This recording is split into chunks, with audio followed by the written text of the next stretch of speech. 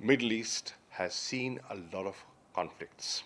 Unresolved issues have gripped this entire region for decades. The recent events on the 3rd of January and the retaliation on the 8th of January have heightened tensions.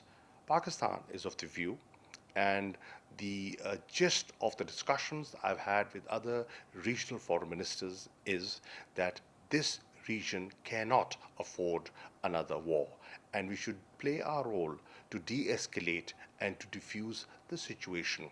The situation is of concern and tense.